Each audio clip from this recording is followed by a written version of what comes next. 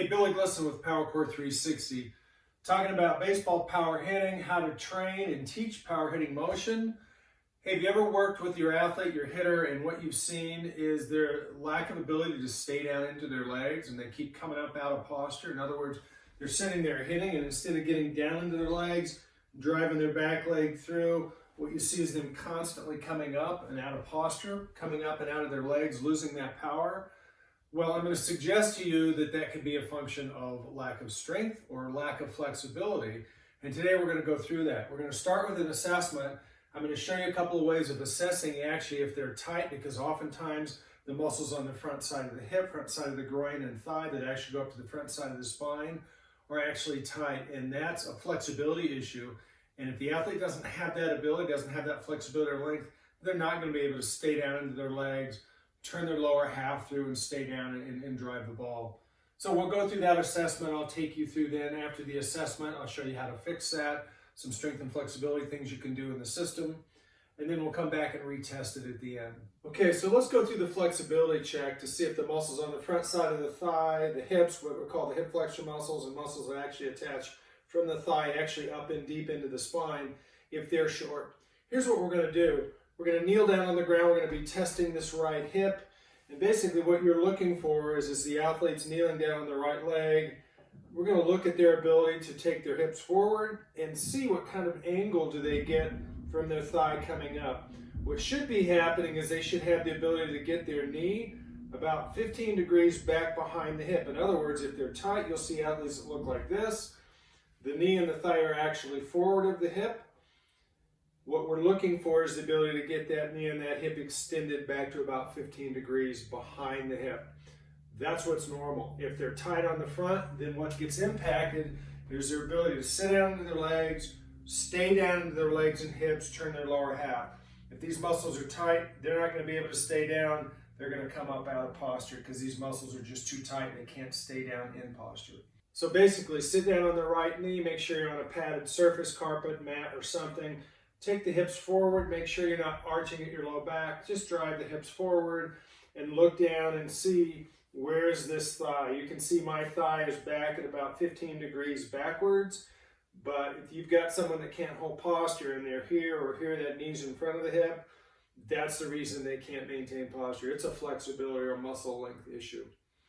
Do right leg, do left leg, check both. Let's work on both.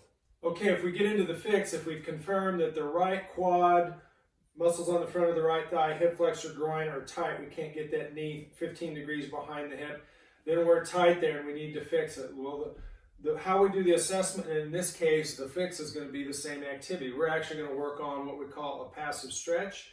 And so what we're going to do is kneel down, knee on a soft surface. We're going to take the hips forward till you feel a comfortable stretch. And a comfortable stretch means you're going to be able to hold this for 60 seconds. So it needs to be slow. You go into a comfortable stretch. You're going to kneel there and you're going to hold that for 60 seconds. You're just looking for a comfortable stretch and you need to be breathing while you're holding this. Take whatever it will get you. Don't force it. Don't go with speed. We're literally just taking this to a point that we can hold comfortably for 60 seconds. We're going to do it for 60 seconds right leg, probably the left is short too. And then we'll come back and do 2 reps of 60 seconds with both legs, both thighs. That'll start to stretch out these muscles. Now, very quickly, 60 seconds is a long time, but if they're short, we're not going to get much of a stretch in 10 seconds or 30 seconds. We need to actually hold this thing 60 seconds as we're doing it. Another key to get more benefit out of this, to take these muscles forward, we actually want, if my right leg's down, I want to take my right butt muscle, my right glutes, I want to turn them on, and I want that to be the force that actually takes my hips forward. When that happens, there's something called reciprocal inhibition. It's the nervous system in the body and the way it works. When I kick on this muscle group back here, the opposing muscle group, or the alternate muscle group, is on the front side. It's the hip flexor on the front here. When I turn this on through the nervous system, it's actually sending information to tell this muscle to turn off and stretch. So we want to turn this on while we're holding our 60-second stretch and we're breathing. Okay, our second exercise here to improve the flexibility in the muscles on the front side of the right thigh, hip flexor on the front side of the spine.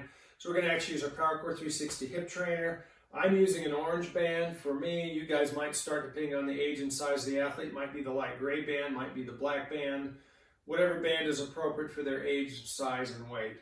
What I'm going to do is actually sit like I'm hitting, sit down into my posture. I've got the band hooked to the right side of my hip and out in front of me at floor level. And essentially what I'm going to do is just slowly go through my load.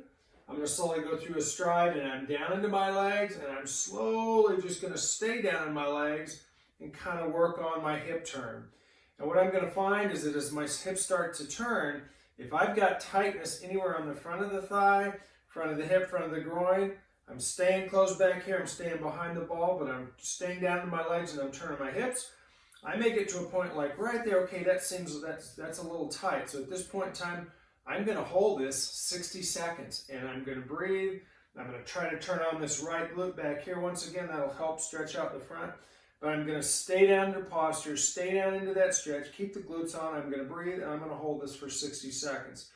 I'm going to repeat that. I'll rest probably 30 seconds to a minute between. I'm going to come back and do 2 reps of that. The next exercise is very similar to the last one, except I've changed the band. I took it from where it was before on my right hip and out in front of me. I've now put it on my left hip, and I have the band back behind me. But the activity is the same. I'm going to sit down into my hips, kind of my ready position for hitting. I'm going to take my stride. I'm going to go ahead and start to turn my hips down into this. And once again, staying down into my legs, starting to go through my hip turn motion and hitting. I'm going to get to the point where I feel a stretch. For me right now, I feel a little stretch on the front of my groin. Wherever it's at, groin, front of the thigh, on the side, on the top, wherever it is, we're going to take to that point. And once again, we're going to hold this 60 seconds. Now, the difference when the band behind me is now I actually have to turn on my calf, my hamstring, my glutes, all the muscles on the back side of my hip to take this hip and hold it forwards. If I don't, this band is going to pull me out of posture. It's going to take me out of that stretch. So I want to sit down into it. I want to slowly turn and see if I can get to the point where I feel a stretch, wherever that is. I'm going to hold it, and I'm going to breathe for my 60 seconds. Rest 30 to 60 seconds in between. Do another rep of 60 seconds. This not only stretches the front side, but it does a really nice job of strengthening the muscles on the back side, which are going to be important for you to drive your hip with power, staying down into your legs all the way through the ball. One of the reasons the muscles on the front of the thigh, hips, hip flexors get tight is not just because they're short, but because they're actually weak. And so not only are we going to stretch them, but we actually need to strengthen them, build the endurance and build the strength in them so we can maintain, once we get them open, we can maintain the ability to keep them open. So we're going to actually work on the strength of them as well. What I've done is I've got a PowerCore 360 ankle cuff on my right hip. I've got a black band, in this case, hooked back at floor level behind me. And all I'm going to do is stand here. I'm going to stand on my left foot, and I'm just going to lift my right knee up, trying to get that up to 90 degrees. If I need to, I can hold on to something. I can grab a stick, put it on the ground, hold on to the wall. Anything I can do, just give me a little balance, and I'm going to just do 10 slow reps. As I'm doing this, I'm trying to stay tall.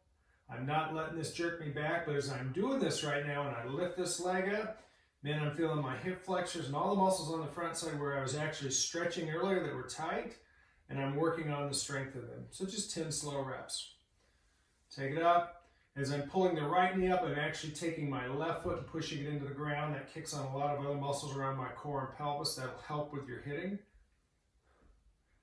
10 reps, nice and slow.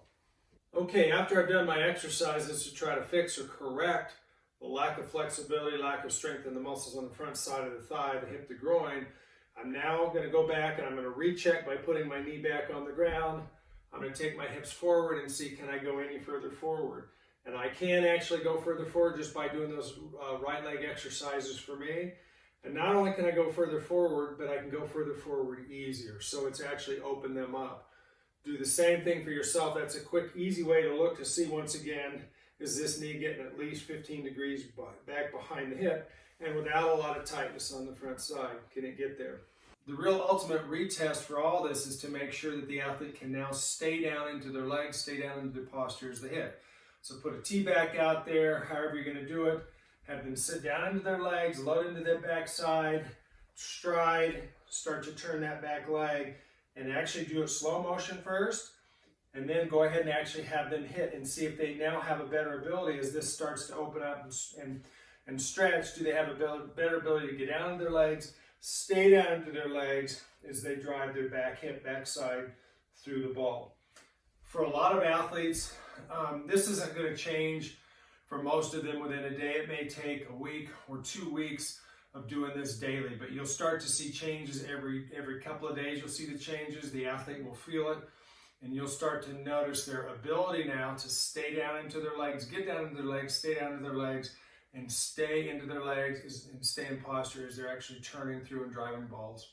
If you like this video, please like it down below. Consider subscribing to the channel. If you want further information about our equipment or our training, go to PowerCore360.com.